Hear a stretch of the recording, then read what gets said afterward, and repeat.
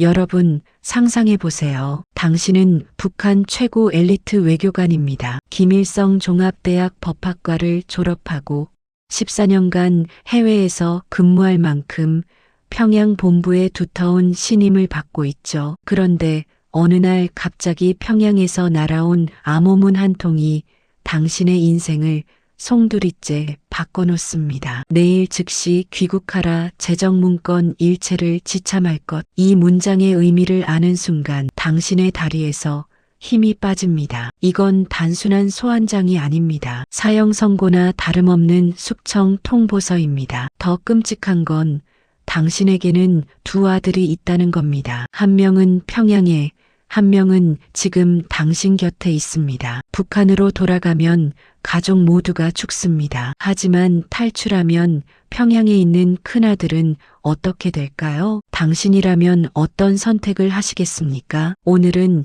1999년 태국에서 실제로 벌어진 북한 외교관 홍순경 참사의 믿기 힘든 탈출 스토리를 들려드리겠습니다. 영화보다 더 영화 같은 이 실화는 납치, 차량 전복 사고, 그리고 기적 같은 구조로 이어지는데요. 이 영상이 도움이 되셨다면 구독과 좋아요 버튼 꼭 눌러주세요. 여러분의 작은 클릭이 더 좋은 콘텐츠를 만드는 큰 힘이 됩니다. 그럼 지금부터 시작하겠습니다. 홍순경, 이 이름을 기억하십시오. 그는 북한에서 손에 꼽히는 엘리트였습니다. 김일성 종합대학 법학과를 졸업한 후 무역성에 배치되어 외교관 신분으로 해외 파견을 나갔습니다. 북한에서 외교관으로 해외에 나간다는 것은 체제에 대한 충성도와 능력을 모두 인정받았다는 의미입니다. 그의 첫 부임지는 파키스탄이었습니다. 5년간 파키스탄 주재 북한 대사관에서 근무한 후 1991년부터는 태국으로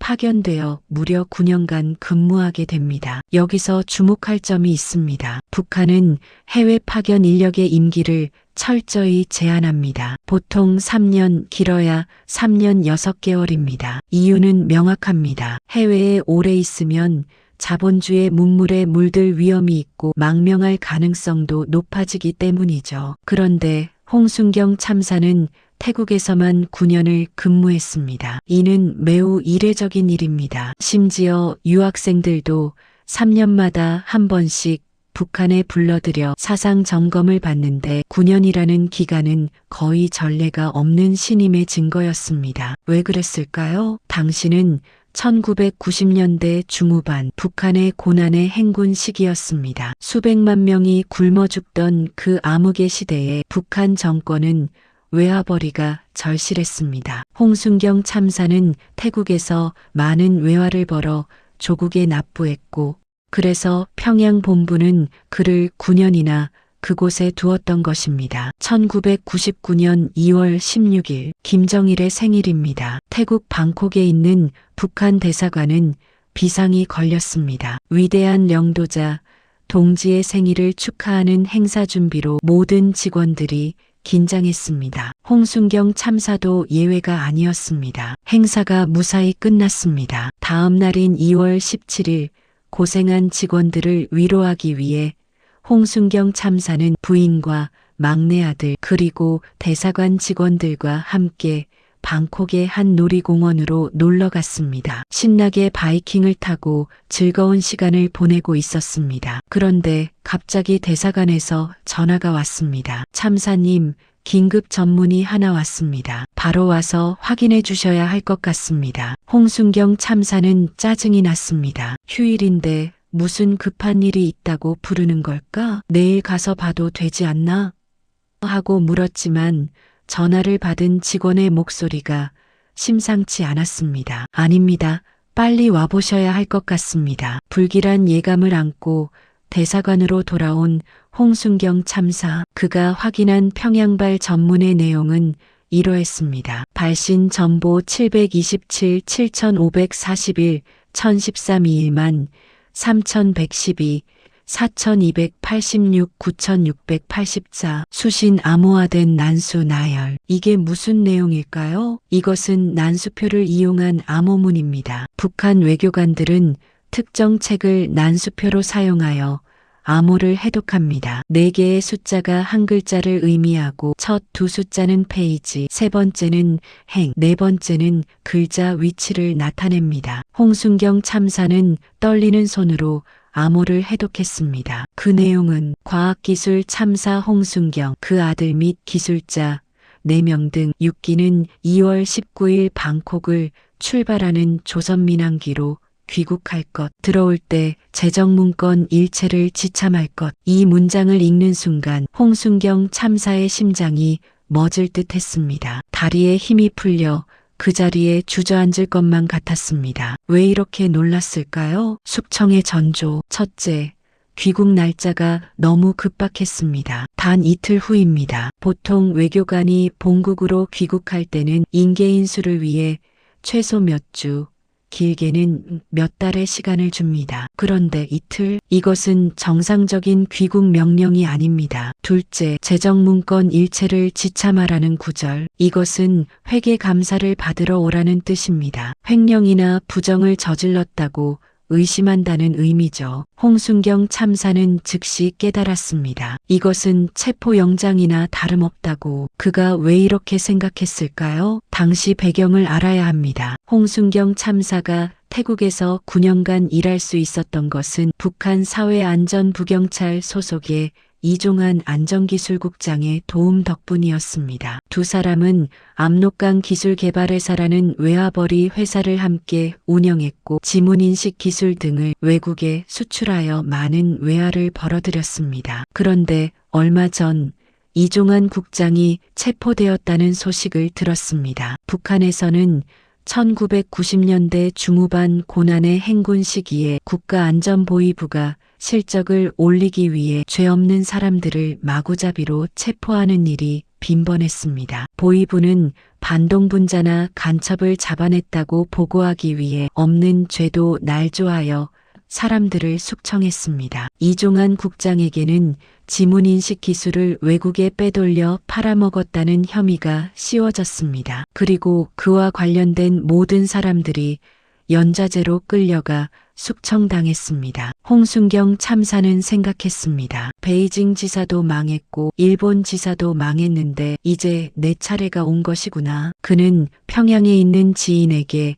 전화를 걸어 확인해 보았습니다. 나 곧 귀국하는데 필요한 거 있으면 사다 줄까? 평소 같았으면 이것 좀 사다 달라, 저것 좀 부탁한다고 했을 텐데 그 지인은 냉랭하게 대답했습니다. 아무것도 필요 없어. 이 짧은 대화로 홍순경 참사는 모든 것을 알았습니다. 평양에서는 이미 자신에 대한 숙청 분위기가 조성되어 있다는 것을, 돌아가면 죽는다는 것을. 홍순경 참사 앞에는 두 가지 선택지가 있었습니다. 첫째, 평양으로 귀국한다. 그러면 자신과 부인, 막내 아들은 물론 평양에 있는 큰아들까지 모두 정치범 수용소로 끌려가 처형당하거나 평생 노예로 살게 됩니다. 북한의 연좌제는 3대까지 처벌합니다. 둘째, 탈북한다. 그러면 자신과 부인, 막내 아들은 살 수 있습니다. 하지만 평양에 있는 큰아들은, 그 아들은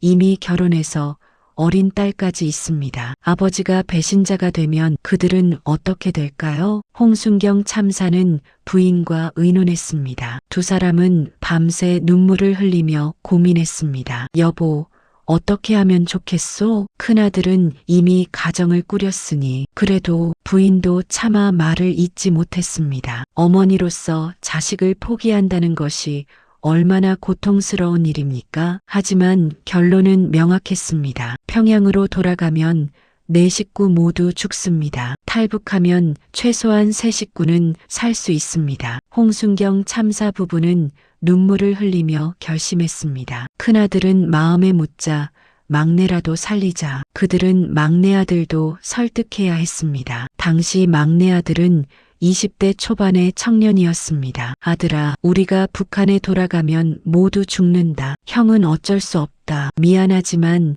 형을 포기하고 우리라도 살아야 한다. 막내 아들도 울면서 물었습니다. 형은 어떻게 되는 겁니까? 형은 우리가 어떻게 할 수 없다. 용서해다오. 세 식구는 밤새 서로를 껴안고 울었습니다. 그리고 다음 날 1999년 2월 18일 홍순경 참사 가족의 탈출이 시작됩니다. 탈출을 결심했지만 문제가 있었습니다. 시간이 없다는 것입니다. 평양에서 보낸 전문에 따르면 2월 19일 비행기로 귀국하라고 했습니다. 지금은 2월 18일 오전, 남은 시간은 고작 하루뿐입니다. 계획을 세울 시간도 없었습니다. 어디로 도망갈지, 누구에게 도움을 청할지 아무것도 정하지 못했습니다. 일단 방콕에서 멀리 떨어져야 했습니다. 홍순경 참사는 대사관 직원들에게 거짓말을 했습니다. 귀국 준비하려면 짐을 나눠야 하니까 차 좀 빌려줄 수 있나? 동료들은 의심 없이 차를 빌려줬습니다. 홍순경 참사는 태어나서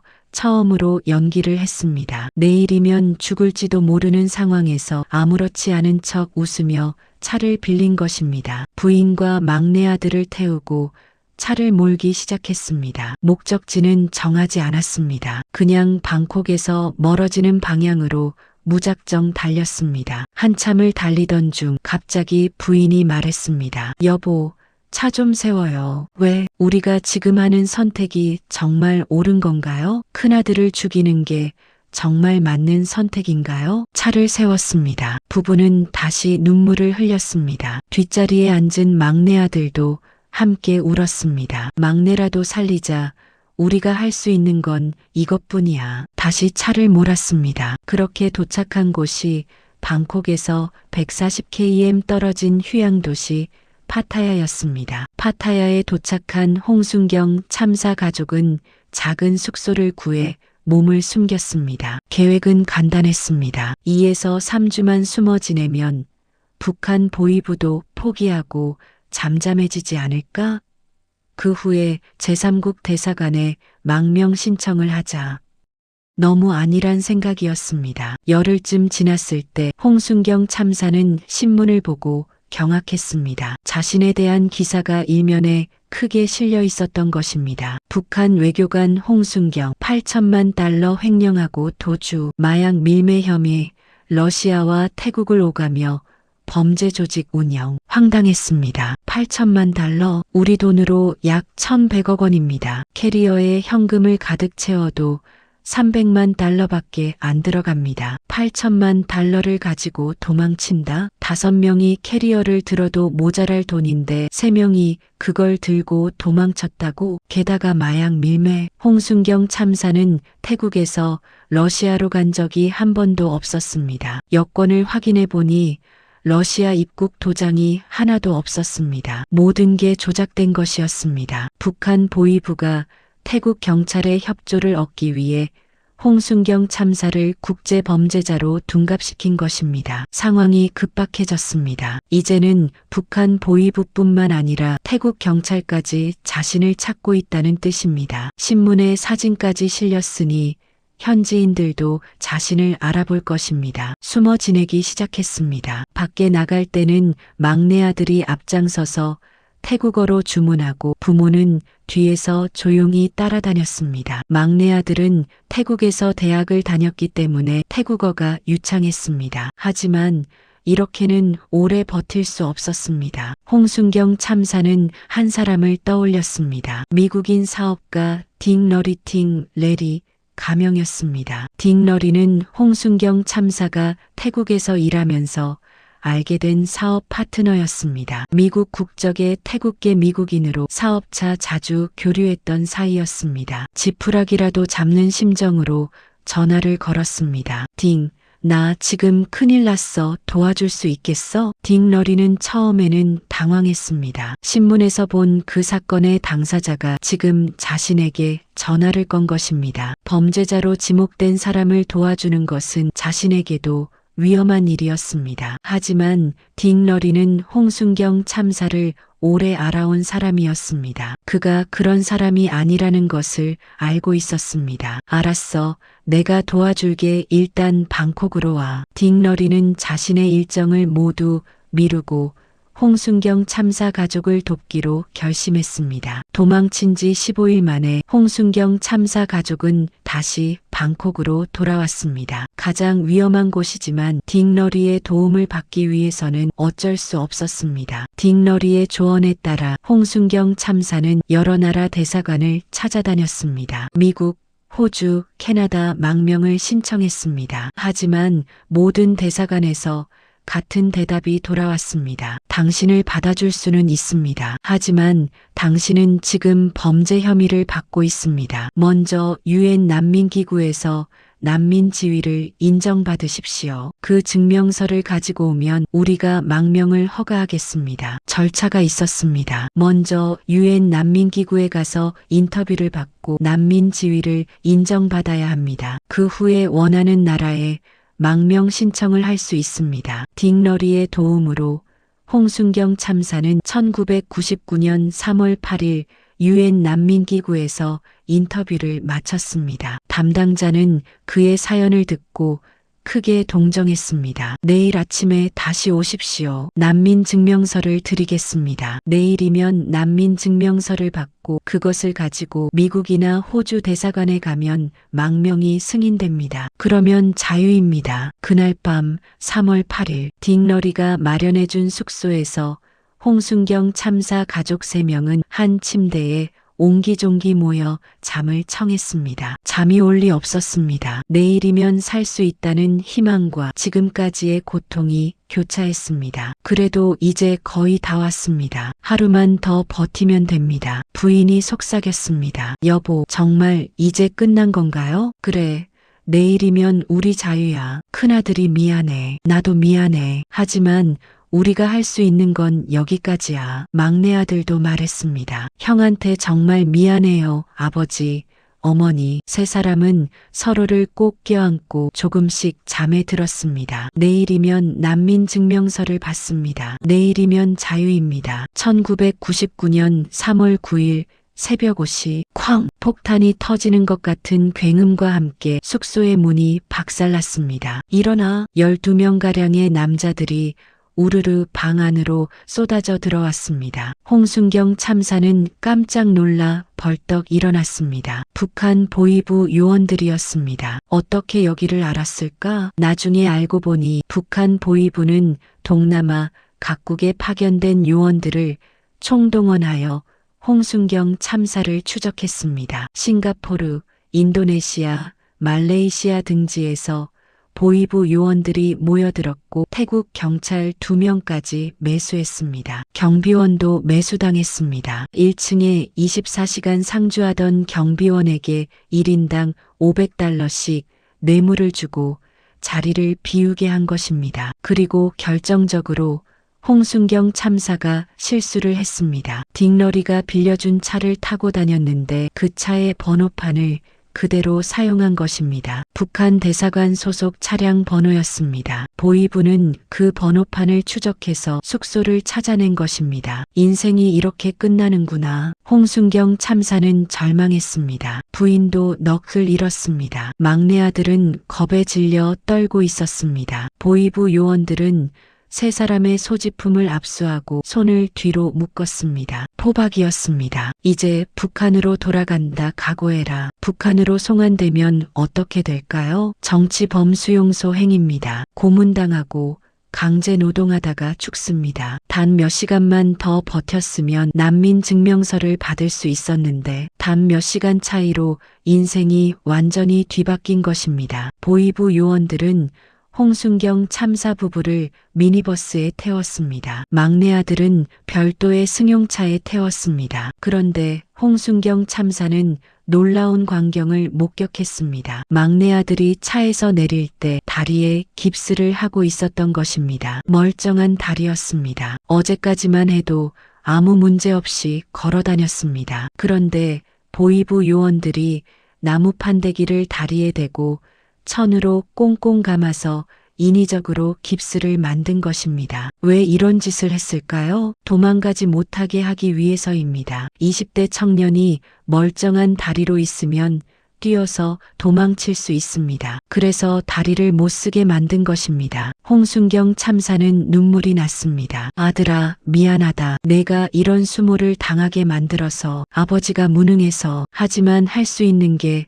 아무것도 없었습니다. 자신도 포박당한 상태였고 보위부 요원들이 사방을 둘러싸고 있었습니다. 더 끔찍한 것은 보위부 요원들이 아들을 다른 방으로 데려가더니 뭔가를 주사했다는 것입니다. 마약? 아닙니다. 진정제였습니다. 북한 보위부는 탈북자들을 강제 송환할 때 이런 수법을 자주 씁니다. 소리를 지르거나 저항하지 못하도록 진정제를 주사하는 것입니다. 그러면 멍한 상태가 되어 시키는 대로 따라옵니다. 홍순경 참사 부부는 아무것도 할 수 없었습니다. 그저 서로를 바라보며 눈물만 흘릴 뿐이었습니다. 차량 2대는 방콕 시내로 향했습니다. 그리고 도착한 곳은 태국 주재 북한 대사관. 홍순경 참사가 9년간 일했던 바로 그곳이었습니다. 아이러니했습니다. 9년 전 이곳에 첫 발령을 받아왔을 때는 얼마나 자랑스러웠습니까? 공화국의 외교관으로서 조국을 위해 일한다는 자부심이 있었습니다. 그런데 지금은 반역자 신분으로 이곳에 끌려온 것입니다. 대사관 안은 북한 영토입니다. 태국 경찰도 함부로 들어올 수 없습니다. 여기에 일단 들어가면 끝입니다. 대사관 직원들이 홍순경 참사를 바라보았습니다. 9년간 함께 일했던 동료들입니다. 하지만 지금 그들의 눈빛은 차갑기만 했습니다. 한 보위부 간부가 말했습니다. 수령님과 장군님 사진을 떼어라. 이 반동 자식들이 있는 방에 수령님 사진이 있을 수 없다. 김일성과 김정일의 초상화를 벽에서 떼어냈습니다. 이것은 상징적인 행위였습니다. 너희들은 이제 공화국 인민이 아니다. 인간 이하다라는 메시지였습니다. 밥도 물도 주지 않았습니다. 함께 일했던 동료들이 음식을 주지 않는 것이 아닙니다. 주고 싶어도 줄 수 없었습니다. 보위부의 명령이 있었기 때문입니다. 홍순경 참사 부부는 하루 종일 굶었습니다. 그리고 보위부 간부가 테이프 하나를 던졌습니다. 이거 한번 들어볼 생각 없냐? 뭡니까? 평양에 있는 내 큰아들 목소리다. 홍순경 참사의 심장이 철렁 내려앉았습니다. 큰아들 이미 체포된 것입니다. 들려주십시오. 어차피 교화소 가면 다 만나게 될 텐데 굳이 지금 들어볼 필요 있나? 보위부 간부는 비웃으며 테이프를 다시 빼앗았습니다. 홍순경 참사는 주먹을 불끈 쥐었습니다. 큰아들에게 미안했습니다. 그리고 보위부 요원들에 대한 분노가 치밀어 올랐습니다. 이 원수들을 어떻게든 갚아야 한다. 하지만 지금은 할 수 있는 게 아무것도 없었습니다. 다음 날 보위부는 홍순경 참사 가족을 북한으로 송환하기로 결정했습니다. 어떻게 송환할까요? 비행기로 평양까지 직행? 아닙니다. 보위부는 더 은밀한 방법을 선택했습니다. 육로로 라오스 국경까지 이동한 후 라오스를 거쳐 중국으로 들어가고 중국에서 북한으로 들어가는 루트였습니다. 왜 이렇게 복잡한 루트를 선택했을까요? 공항을 이용하면 눈에 띄기 때문입니다. 태국 경찰이나 언론이 알아챌 수 있습니다. 하지만 육로로 국경을 넘으면 조용히 처리할 수 있습니다. 새벽에 출발했습니다. 막내 아들을 태운 승용차가 먼저 출발하고 홍순경 참사 부부를 태운 미니버스가 뒤따랐습니다. 양쪽에 보위부 요원들이 타고 있었습니다. 홍순경 참사는 포박당한 채로 미니버스에 앉아 있었습니다. 부인도 마찬가지였습니다. 차는 방콕을 벗어나 동북쪽으로 향했습니다. 라오스 국경까지는 약 470km, 몇 시간이면 도착하는 거리입니다. 홍순경 참사는 생각했습니다. 마지막 기회가 있다면 그건 공항일 것이다. 그의 계획은 이랬습니다. 공항에 도착하면 소리를 지르고 난동을 피우자. 그러면 태국 경찰이 달려올 것이고 그때 억울함을 호소하자. 하지만 차는 공항 방향으로 가지 않았습니다. 계속 동북쪽으로 라오스 국경 방향으로 달렸습니다. 아, 이제 끝이구나. 홍순경 참사는 절망했습니다. 부인도 같은 생각이었습니다. 두 사람은 포박당한 채로 조용히 기도하기 시작했습니다. 하느님, 우리가 탈출하기 어렵다면 차라리 죽게 해주십시오. 이 차가 전복되어서 우리가 죽었으면 좋겠습니다. 우리가 죽으면 아이들이 어쩌면 살 수도 있을 것입니다. 부모의 입장에서 생각해 보십시오. 자식을 살리기 위해 자신이 죽기를 바라는 심정이 어떤 것이겠습니까? 홍순경 참사 부부는 진심으로 기도했습니다. 차라리 사고가 나서 죽게 해달라고. 그런데 방콕에서 라오스 국경으로 가는 고속도로 4차선 직선도로였습니다. 허허 벌판에 뻗은 일직선 도로, 차량도 별로 없었습니다. 보이부 요원들도 긴장이 풀렸는지 담소를 나누고 있었습니다. 이제 곧 라오스 국경입니다. 국경만 넘으면 일은 끝입니다. 그때였습니다. 빵! 타이어 펑크 소리였습니다. 당시 태국의 비포장도로는 울퉁불퉁했고 장시간 달리면 타이어가 상할 수 있었습니다. 그런데 문제는 이 미니버스의 타이어에 튜브가 들어 있었다는 것입니다. 옛날 타이어는 안에 튜브 고무관을 넣어서 공기를 채웠습니다. 이 튜브가 펑크나면 순식간에 공기가 빠지면서 차가 크게 흔들립니다. 빵! 타이어가 터지면서 차체가 흔들리기 시작했습니다. 운전하던 보이부 요원이 당황했습니다. 핸들을 잡으려 했지만 차는 이미 통제 불능 상태였습니다. 차는 왼쪽으로 기울더니 한 바퀴 굴렀습니다. 쿵! 미니버스가 도로 밖으로 전복되었습니다. 차체가 뒤집히면서 선루프 지붕창가 열렸고 유리창이 박살났습니다. 그 순간 홍순경 참사의 부인이 선루프를 통해 차 밖으로 튕겨나갔습니다. 대굴대굴 굴러서 도로 위에 쓰러졌습니다. 손등과 팔의 피부가 벗겨져 피가 철철 흘렀습니다. 큰 사고였습니다. 미니버스가 전복되어 도로 밖에 뒤집혀 있고 한 여성이 도로 위에 피를 흘리며 쓰러져 있습니다. 인근 주민들이 달려왔습니다. 지나가던 차량들도 멈췄습니다. 순식간에 200명가량의 사람들이 모여들었습니다. 큰일 났어. 119에 전화해. 경찰도 불러야 해. 사람들이 웅성거렸습니다. 보이부 요원들은 당황했습니다. 이렇게 많은 사람들이 지켜보는 가운데서는 함부로 행동할 수 없었습니다. 자칫하면 태국 시민들과 충돌할 수도 있었습니다. 게다가 누군가 경찰과 앰뷸런스를 불렀습니다. 삐용삐용 앰뷸런스가 도착했습니다. 태국 경찰도 함께 왔습니다. 보이부 요원들은 어쩔 수 없이 홍순경 참사의 포박을 풀어주었습니다. 시민들이 지켜보는 가운데 포박된 채로 있으면 의심을 살 것이기 때문입니다. 홍순경 참사는 기회를 놓치지 않았습니다. 부인에게 다가가 안아들었습니다. 그리고 슬금슬금 앰뷸런스 쪽으로 걸어갔습니다. 보이부 요원들도 정신이 없었습니다. 사고 수습하느라 태국 경찰 대응하느라 혼란스러웠습니다. 홍순경 참사는 재빨리 부인을 안고 앰뷸런스에 올라탔습니다. 호스피탈, 병원으로 가자고 간절히 외쳤습니다. 앰뷸런스 문이 닫혔습니다. 빵! 사이렌을 울리며 앰뷸런스가 출발했습니다. 성공했습니다. 보이부의 감시를 벗어난 것입니다. 그런데 문제가 있었습니다. 보이부 요원 한 명이 앰뷸런스에 함께 탔던 것입니다. 최고 수준의 보이부 요원들입니다. 그들이 그렇게 쉽게 놓칠 리 없었습니다. 앰뷸런스 안에서 홍순경 참사와 보이부 요원이 마주 앉았습니다. 보이부 요원은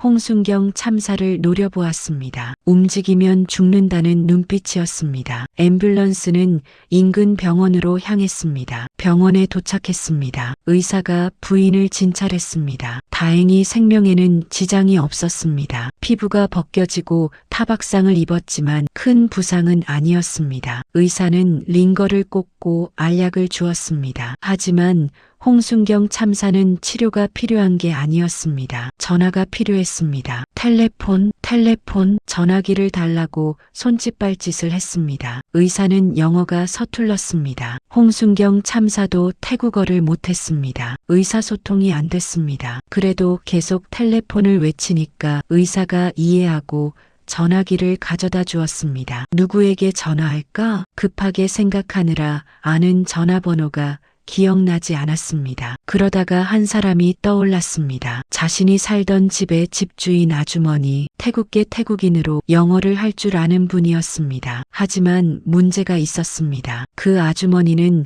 낮에는 집에 없고 밤에만 귀가하는 분이었습니다. 지금은 오전입니다. 하지만 시도는 해봐야 한다. 떨리는 손으로 전화를 걸었습니다. 뚜뚜뚜뚜 신호가 갑니다. 제발 받아주세요. 제발. 뚜뚜뚜뚜 계속 신호만 갑니다. 절망적이었습니다. 그런데 헐로 받았습니다. 기적적으로 그날따라 아주머니가 집에 있었던 것입니다. 도와주세요. 태국 경찰에 연락해주세요. 저 지금 북한 사람들한테 잡혀갈 처지입니다. 영어로 간절히 호소했습니다. 집주인 아주머니는 놀랐지만 즉시 상황을 이해하고 태국 경찰에 전화했습니다. 얼마 후 태국 경찰이 병원에 도착했습니다. 홍순경 참사는 경찰에게 모든 상황을 설명했습니다. 북한 보위부에 납치당했다는 것, 강제로 북한으로 송환될 뻔했다는 것, 지금도 보위부 요원이 자신을 감시하고 있다는 것. 태국 경찰은 사태의 심각성을 깨달았습니다. 우리가 보호하겠습니다. 안전한 곳으로 이동하시죠. 태국 경찰의 호의를 받으며 홍순경 참사 부부는 병원을 떠나 경찰서로 이동했습니다. 보위부 요원은 아무것도 할 수 없었습니다. 태국 경찰이 공식적으로 개입한 이상 함부로 손댈 수 없었습니다. 드디어 보위부의 마수에서 벗어났습니다. 하지만 한 가지 큰 문제가 남아 있었습니다. 막내 아들은 어디에 있을까? 여권이 없다. 사고가 났을 때 막내 아들을 태운 승용차는 사고를 당하지 않았습니다. 그 차는 그대로 라오스 국경으로 향했습니다. 라오스 국경에 거의 다 도착했을 때 보위부 요원들은 중요한 사실을 깨달았습니다. 막내 아들의 여권이 없다는 것을. 여권은 미니버스에 있었습니다. 사고가 난 그 미니버스에 여권 없이는 국경을 넘을 수 없습니다. 보위부 요원들은 할 수 없이 막내 아들을 다시 방콕으로 데려왔습니다. 북한 대사관으로. 막내 아들은 대사관에 감금되었습니다. 며칠 동안 밥도 제대로 주지 않았습니다. 좁은 방에 혼자 갇혀서 신문지를 깔고 잠을 잤습니다. 보위부 요원들은 막내 아들을 회유했습니다. 너희 부모가 반역자가 되었다. 하지만 내가 협조하면 너와 내 형은 살 수 있다. 부모를 설득해라. 함께 북한으로 돌아가면 모든 것을 용서해 주겠다. 내가 살 길은 그것뿐이다. 20대 초반의 청년에게 이런 압박을 가했습니다. 막내 아들은 혼란스러웠습니다. 부모를 배신해야 할까? 아니면 버텨야 할까? 하지만 그는 북한 대사관 안에 갇혀 있었고 바깥 상황을 전혀 몰랐습니다. 태국 여론이 어떻게 돌아가는지, 태국 정부가 어떤 조치를 취하고 있는지 알 수 없었습니다. 보위부의 말만 들을 수밖에 없었습니다. 홍순경 참사의 납치 사건은 곧 태국 전역의 뉴스가 되었습니다. 북한 외교관 가족, 북한 보위부에 납치당해 태국 영토에서 벌어진 국제범죄, 차량 사고로 극적으로 탈출, 신문 일면에 대서특필되었습니다. TV 뉴스에서도 연일 보도했습니다. 태국 국민들은 분노했습니다. 우리나라 영토에서 이런 일이? 북한이 우리 경찰까지 매수했다고? 이건 주권 침해다. 여론이 들끓었습니다. 더 큰 문제는 이 사건이 국제뉴스가 되었다는 것입니다. CNN, BBC 등 외신들도 이 사건을 보도했습니다. 한국에서도 대대적으로 보도되었습니다. 태국서 북한 외교관 탈출 시도, 보위부에 납치됐다, 차량 사고로 극적 탈출, 홍순경 참사의 얼굴이 한국 뉴스에 나왔습니다. 눈 주위에 멍이 들고 지친 표정이었습니다. 부인은 손에 큰 부상을 입어 붕대를 감고 있었습니다. 시청자들은 충격을 받았습니다. 21세기를 눈앞에 둔 1999년에 이런 일이 실제로 벌어진다는 것에 홍순경 참사는 태국 경찰의 보호 아래 유엔 난민 수용소로 이동했습니다. 하지만 마음은 편치 않았습니다. 막내 아들이 북한 대사관에 갇혀 있기 때문입니다. 태국 경찰도 난처했습니다. 북한 대사관은 치외법권 지역입니다. 함부로 들어갈 수 없습니다. 들어가면 외교 문제가 됩니다. 홍순경 참사는 생각했습니다. 누구에게 호소해야 할까? 그리고 결심했습니다. 태국 총리에게 직접 편지를 쓰기로. 홍순경 참사는 영어를 잘했지만 글쓰기는 서툴렀습니다. 하지만 사전을 뒤져가며 한 글자 한 글자 정성껏 편지를 썼습니다. 존경하는 총리님께, 저는 북한에서 온 외교관입니다. 저와 제 가족은 북한 정권의 부당한 숙청을 피해 태국으로 망명을 신청했습니다. 하지만 북한 보위부가 우리를 납치하여 강제로 송환하려 했습니다. 다행히 차량 사고로 탈출할 수 있었지만 제 막내 아들은 아직도 북한 대사관에 갇혀 있습니다. 제발 제 아들을 구해 주십시오. 아들은 아무 죄가 없습니다. 단지 아버지가 자유를 선택했다는 이유로 고통받고 있습니다. 총리님께서 도와주시지 않으면 제 아들은 북한으로 끌려가 처형당하거나 정치범 수용소에서 평생을 보내게 될 것입니다. 제발 도와주십시오. 이런 내용의 편지를 매일같이 썼습니다. 한 통, 두 통, 세 통. 태국 총리실로 편지가 계속 도착했습니다. 당시 태국 총리는 추안 릭파이였습니다. 그는 홍순경 참사의 편지를 읽었습니다. 그리고 사건에 대한 보고를 받았습니다. 추안 총리는 분노했습니다. 북한이 우리 영토에서 이런 짓을, 우리 경찰까지 매수했다고? 이건 태국의 주권에 대한 명백한 침해다. 추안 총리는 고민했습니다. 한편으로는 이 사건에 개입하면 북한과의 외교 관계가 악화될 수 있습니다. 자칫하면 당교까지 갈 수 있습니다. 하지만 다른 한편으로는 태국의 주권이 침해당했습니다. 그리고 무고한 청년 하나가 북한 대사관에 갇혀서 북한으로 끌려갈 위기에 처해 있습니다. 추안 총리는 아버지이기도 했습니다. 자식을 키운 사람입니다. 홍순경 참사의 절박한 심정을 이해할 수 있었습니다. 그는 결단을 내렸습니다. 북한 대사관에 통보하라. 홍순경 참사의 아들을 즉시 석방하지 않으면 우리는 북한과의 외교 관계를 단절할 것이다. 최후 통첩이었습니다. 이것은 엄청난 결정이었습니다. 한 나라가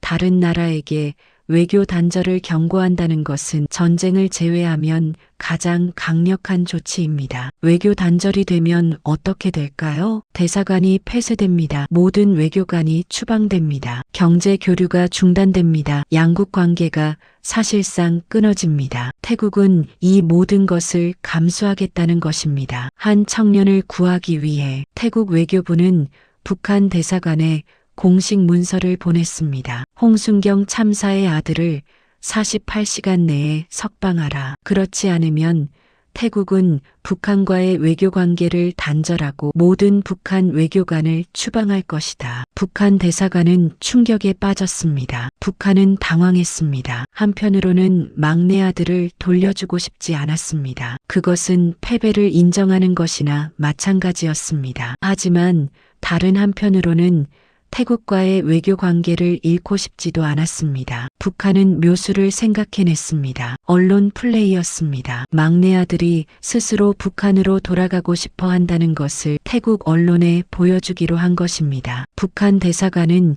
기자회견을 열었습니다. 그리고 막내 아들을 기자들 앞에 세웠습니다. 카메라 플래시가 터졌습니다. 수많은 기자들이 막내 아들을 향해 카메라를 겨눴습니다. 막내 아들은 떨리는 목소리로 말했습니다. 저는 부모님이 잘못 판단하셨다고 생각합니다. 우리는 조국으로 돌아가야 합니다. 북한에는 제 형이 있고 가족이 있습니다. 저는 가족과 함께 있고 싶습니다. 태국 정부에 요청합니다. 저를 부모님과 함께 북한으로 보내주십시오. 기자회견이 끝났습니다. 북한은 이 영상을 태국 언론에 배포했습니다. 보십시오. 아들 스스로가 북한으로 가고 싶어 합니다라는 메시지였습니다. 만약 태국 여론이 이것을 믿는다면, 그러면 태국 정부도 막내 아들을 북한에 넘겨줄 수밖에 없을 것입니다. 하지만 태국 정부는 어리석지 않았습니다. 추안 총리와 태국 외교부는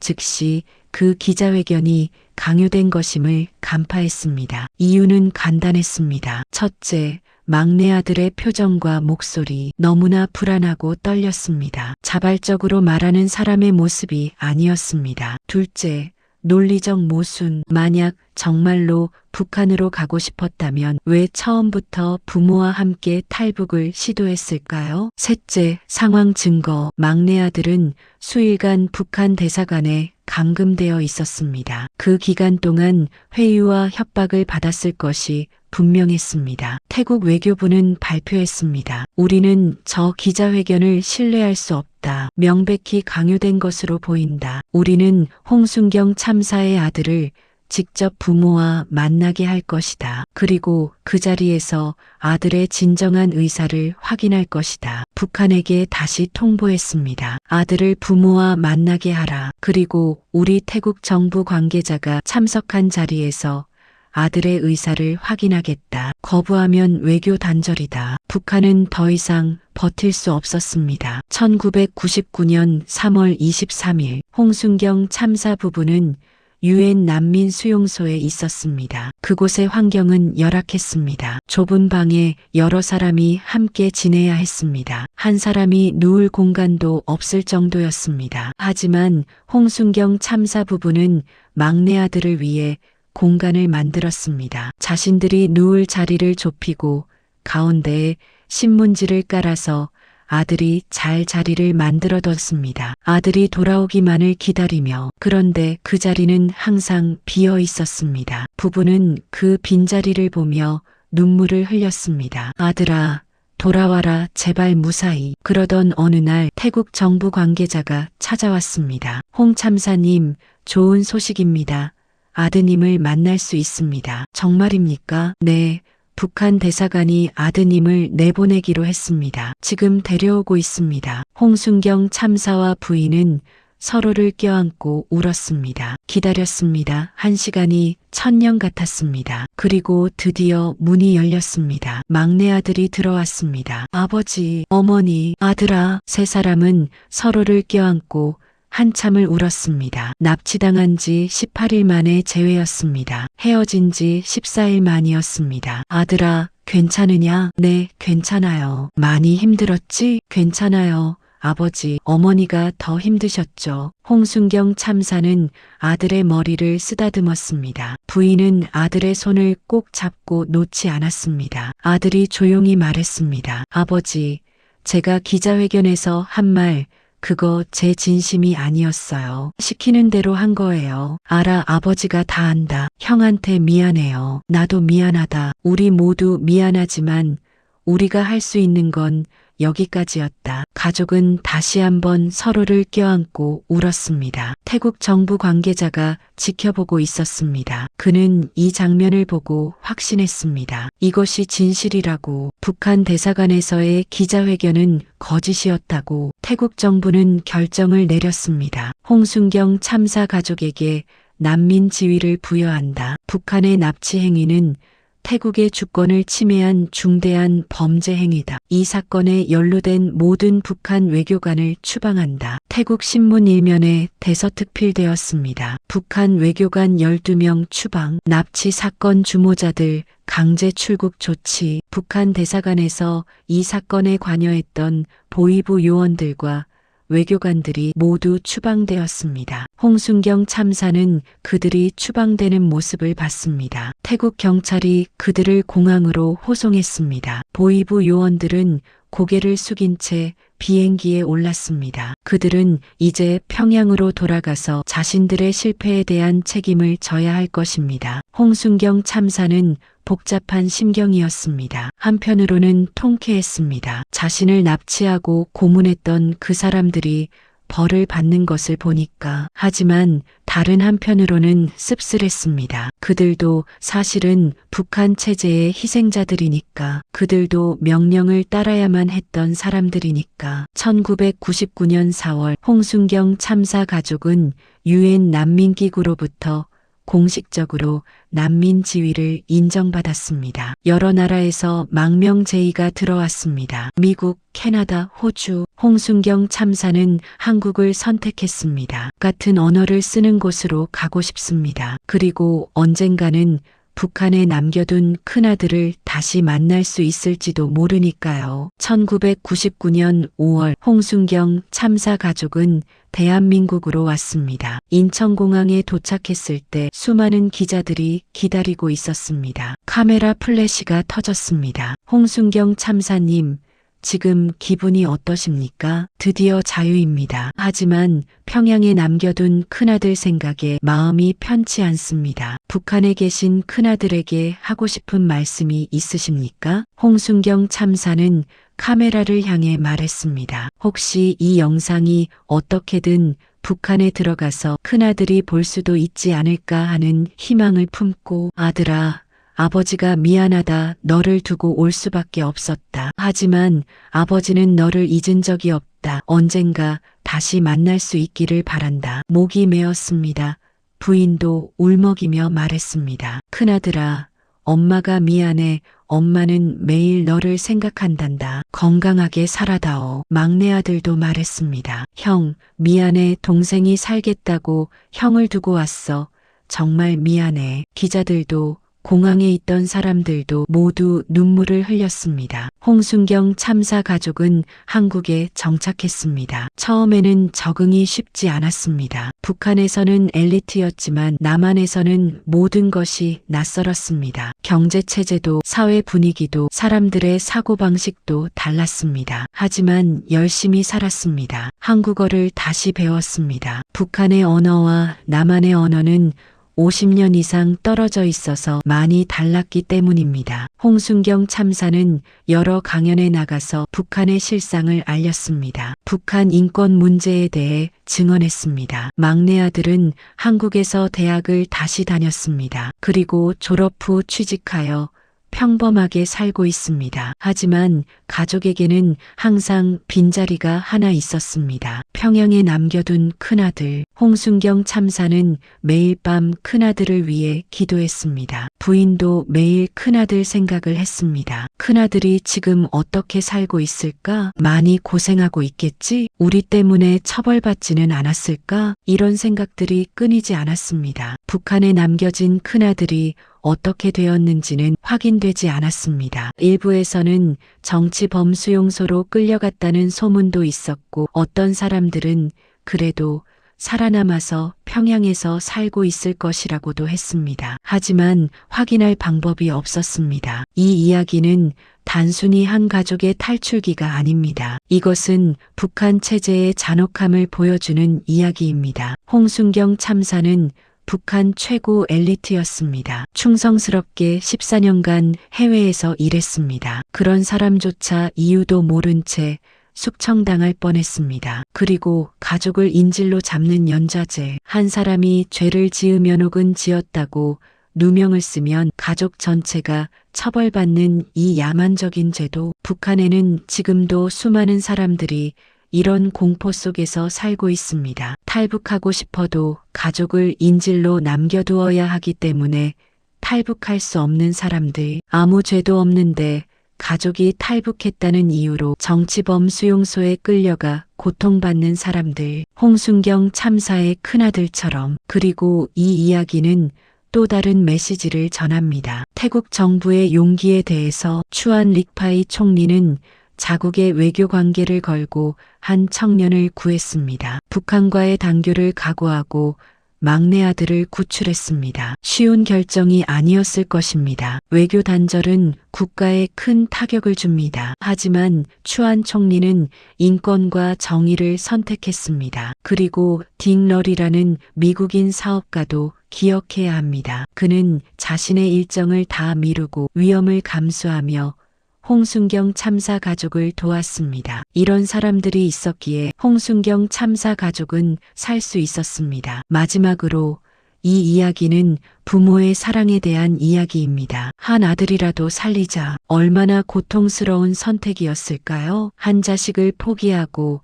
다른 자식을 구한다는 것이. 하지만 그들은 그 선택을 했습니다. 그리고 평생 죄책감을 안고 살았습니다. 큰아들을 두고 온 것에 대한 죄책감. 하지만 그들이 잘못한 것은 아무것도 없습니다. 잘못한 것은 북한 체제입니다. 가족을 갈라놓고 인질로 잡고 연자제로 처벌하는 그 체제가 잘못한 것입니다. 여러분, 오늘 이야기 어떠셨나요? 1999년 태국에서 벌어진 이 실화는 영화보다 더 극적이었습니다. 타이어가 터져서 차량이 전복되고 그 틈을 타서 탈출에 성공하고 앰뷸런스에서 기적적으로 전화를 걸어 구조되고, 만약 이 중 하나라도 일어나지 않았다면 홍순경 참사 가족은 북한으로 끌려가 처형당했을 것입니다. 정말로 기적이었습니다. 홍순경 참사는 후에 인터뷰에서 이렇게 말했습니다. 저는 신이 있다는 것을 믿게 되었습니다. 그렇지 않고서는